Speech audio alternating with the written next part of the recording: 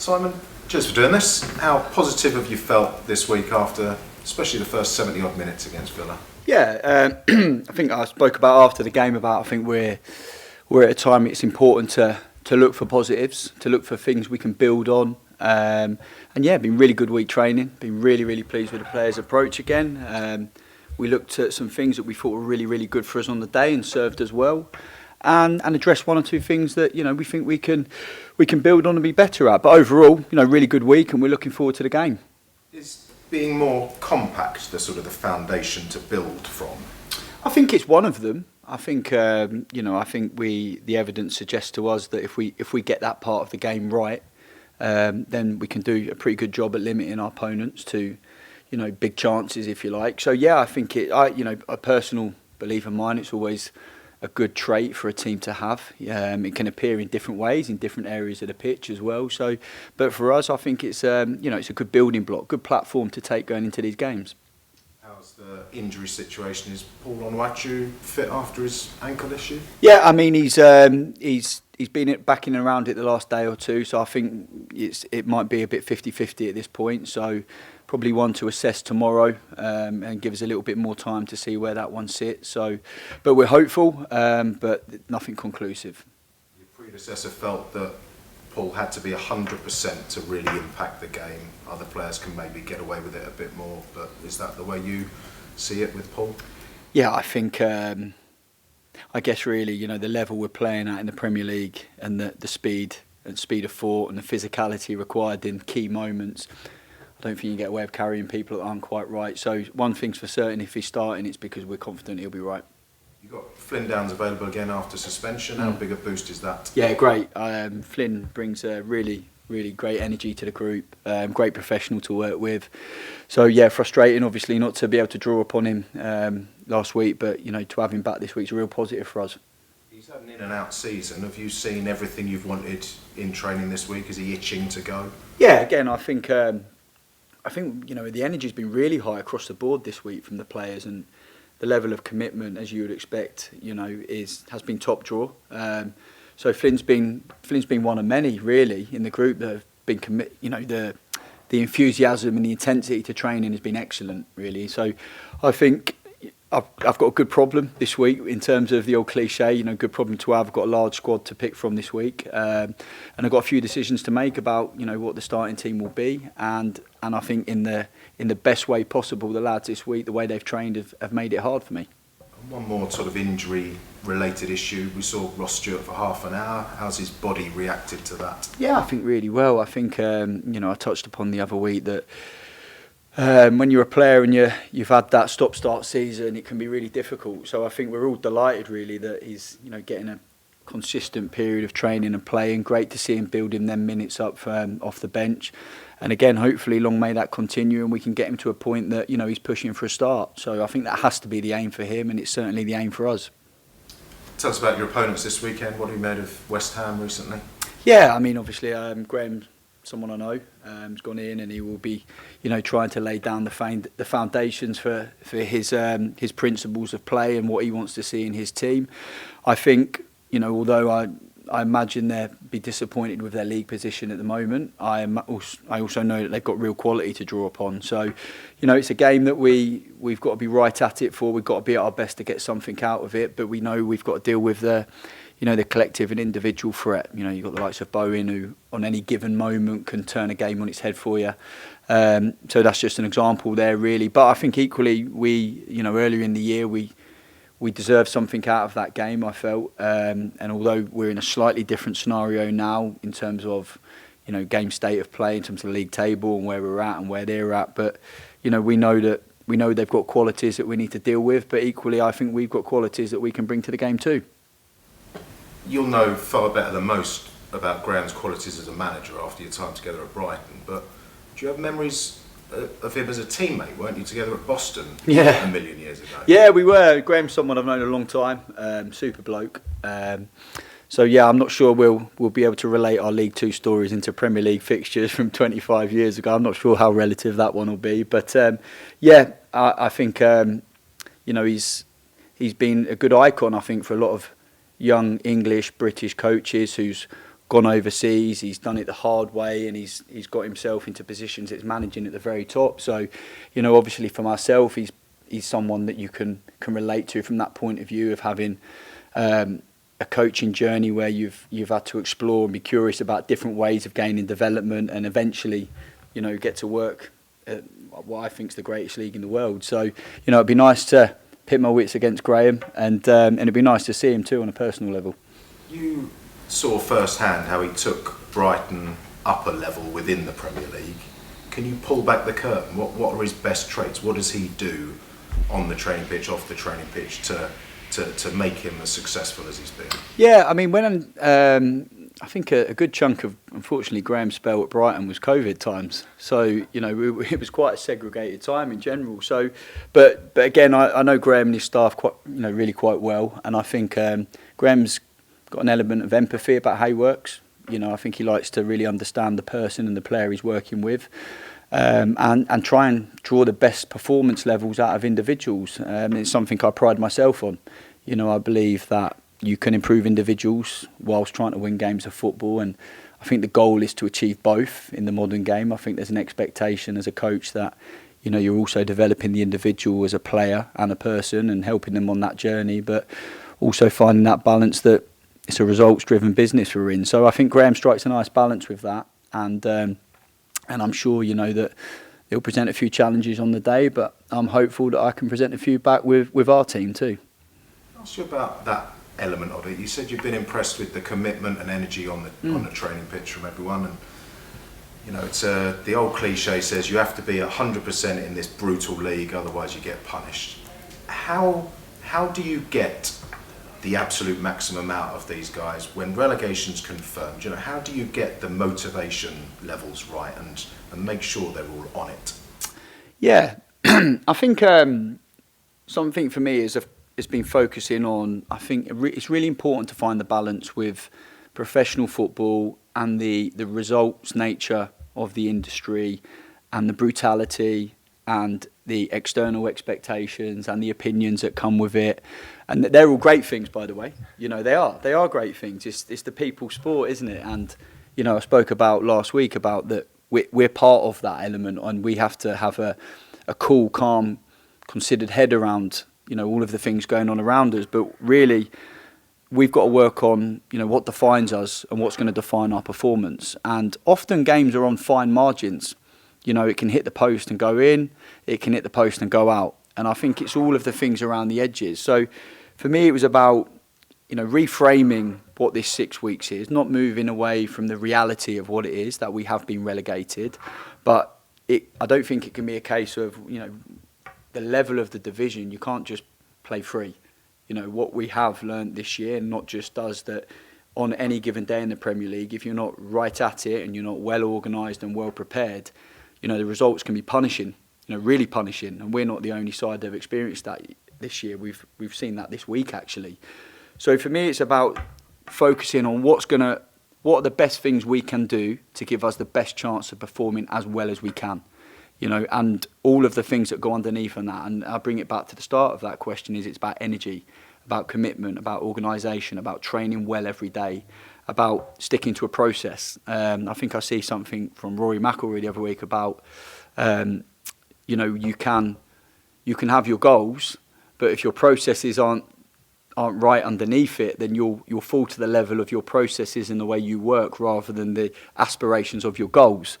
So for me, I'm a process-driven person. Make sure that all of the things underneath the result are right. And you almost work backwards. And if they're right, you hope that you'll be close to that result. So, you know, sharing that with the players, you know, trying to understand them and having their input on what's important to them and working together, you know. And if you come together on that and you've got a shared vision and you're committed and you're working hard and you're infused and you're believing in what you're doing, then I think really you have to put to a certain element the results in the hands of the gods sometimes, and understand that the performance levels are really going to be the things that define us rather than, you know, the result from our perspective. Fair enough. Very best of luck. Thanks a lot. Thank you. Simon, how hard is it for you and Adam to create the balance you want to be a threat whilst trying to improve the shots against you on target, which are higher than any other team in the Premier League. It's one of those things of being bottom, isn't it? So, can you play the game more in the opponent's half? Every manager's tried to play with 5, and they're still giving away goals. So, can it be a 4? Can it be more of a 3? Can it be? How hard is it to do that with the squad you've got to find that mix? Yeah, I think look, I think that's right, and I totally understand that there'll be lots of different opinions going on about how you should or shouldn't play, and we're not the only club. I think every club up and down the country will have that, and I think finding the balance, yeah, it's tough. It's not easy. I've been put in charge for the last 7 games of the season, and there has been an outcome to a certain element based on the 31 games before me stepping up. And with that, part of that is that we are at a state of play where it's been difficult for the players to achieve results. So what I can't do, I don't think it would be right for me to be reckless with the team's ambitions. So our ambition is to, put our opponents under pressure. Our ambition is that we want to control more of the game. Our ambition is that we want to play in the opponent's half. We want to create chances. Of course it is. But I draw back to that if we don't get that balance right the other way, there's no sympathy around them attacking moments, and if you're losing and you lose badly, the quality in the division is there. Then it's shown us time and time again. So the challenge for us is to look at what we've done last week really well. I don't want to focus too much on the 30 games before. I think what everyone connected with Southampton would hope that I draw positives. Look for the positives. Look for a bit of positive regard in the players. Look at what the players can build on and do well, and make some tactical tweaks along the way, and hope that gives us more of a footprint in games. But the challenge is there. We look at Aston Villa last week, the 3 substitutions they're making in the game, and we're 0-0. Great point. We're at that point. However, it's arrived at 0-0 in a team that are, beating Paris Saint-Germain in the second leg in the quarterfinals of the Champions League last night. So I think we can be really positive about that. The bit for us is to make sure that we have more of a footprint in the game, that we have more time spent in the opponent's half if we can, but equally find the balance of shutting the back door.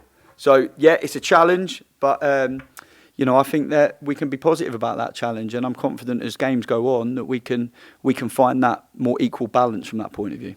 However good Potter and West Ham can be, and the same for Fulham at home and Leicester, I look at these 3 games as the best chance before you play Man City, but Everton at Goodison's last game and Arsenal. These 3 represent the chance. How focused are the players on this little run coming up? Because they want to get past the 11 points. We all do. We don't want the club to have that stigma against their name. And quite honestly, you could do what you did at Fulham 3 times and everyone would be happy because you get 3 0-0s and we'd all be delighted to be on 13 points.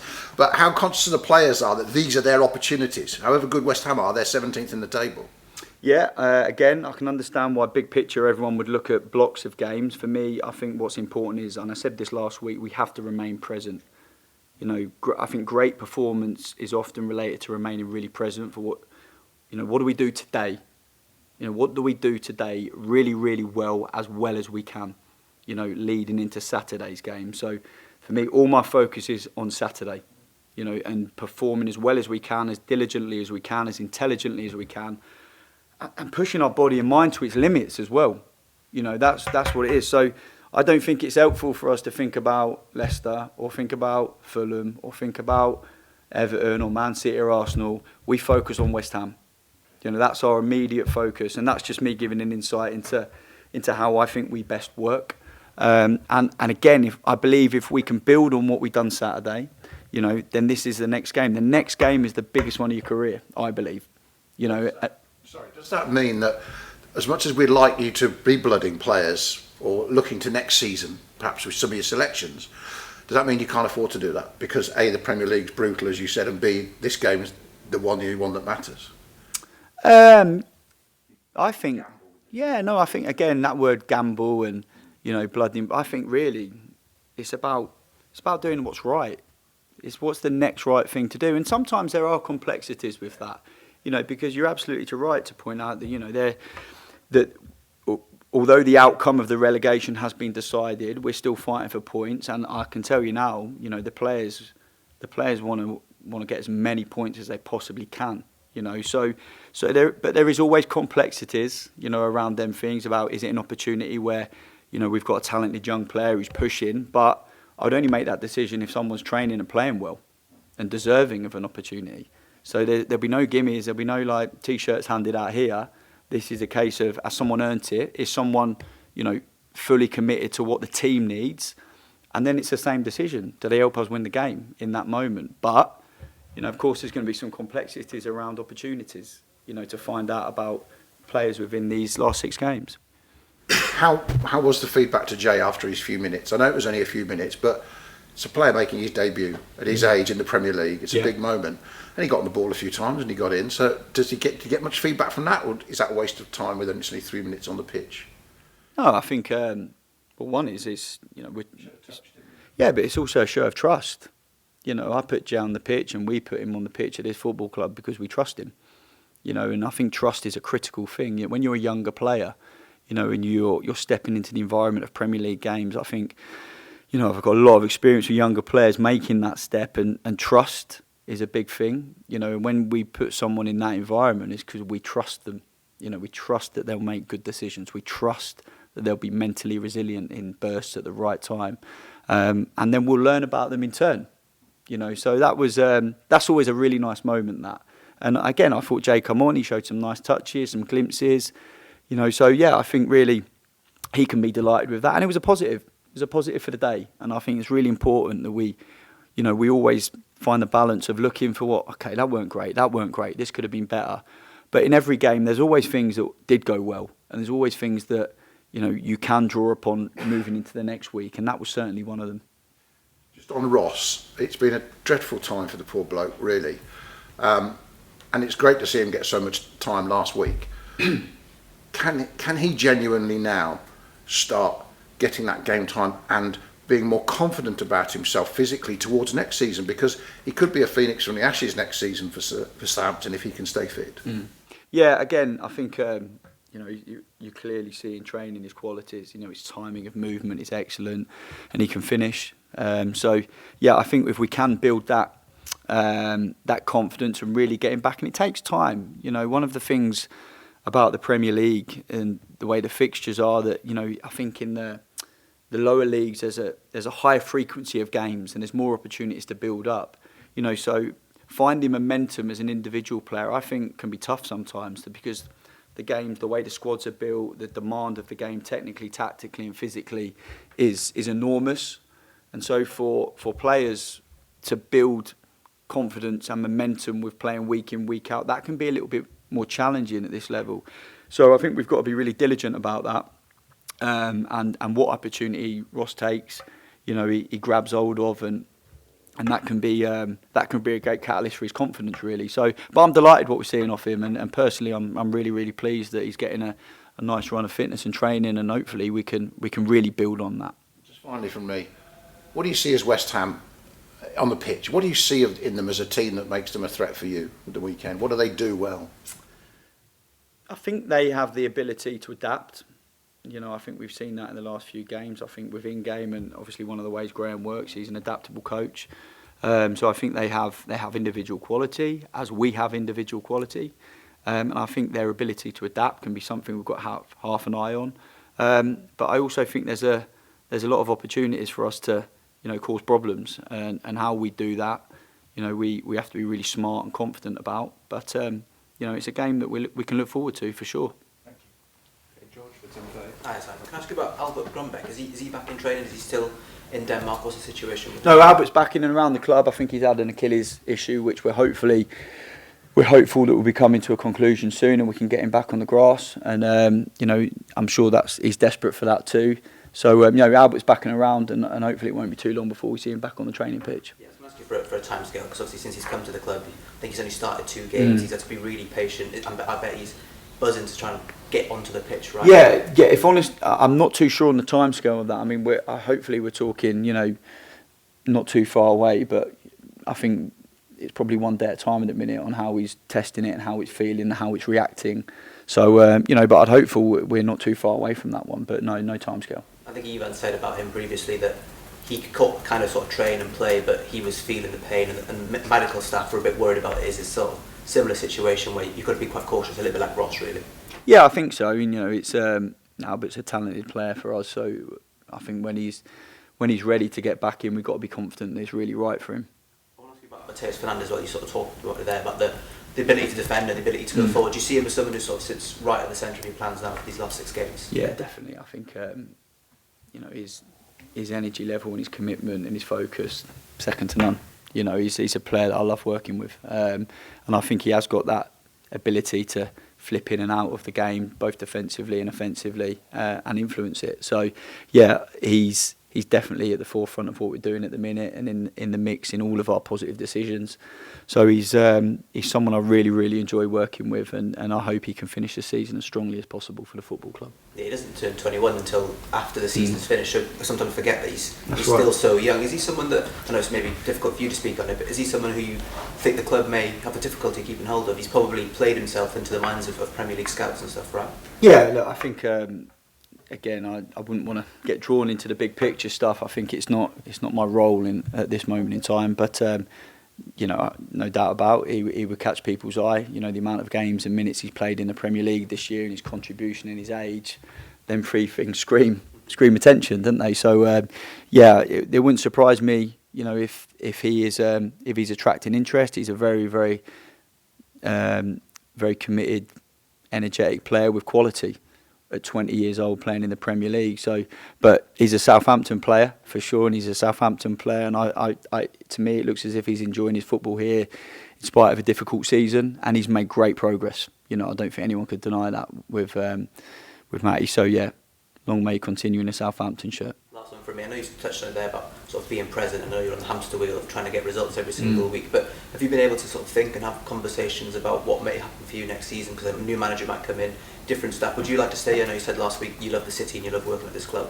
Yeah, I do love the city, and I do enjoy working at the club. And I also said last week that it's best for me to keep my thinking short term on what's right for the players, and really, I know it's not about me at the moment, and I genuinely mean that. It's about, you know, embracing this opportunity. From a personal level, it is a great opportunity for me on a personal level, you know, and I'm learning a lot every single day. You know, I'm challenged in my own ways in terms of, you know, being pushed outside of my comfort zone now. You know, I'm very proud that I'm managing in the Premier League, and I'm full of gratitude that the club have trusted me with that. You know, trusted my level of competence with that. So if I was to make it about anything other than that right now, I think I'd be doing the club a disservice. So all I can tell you is I'm enjoying working at this club from the moment I've walked through the door, and long may that continue. But right now it's about me doing the best possible job for the club until the end of the season, and then there'll be conversations from there, I'm sure.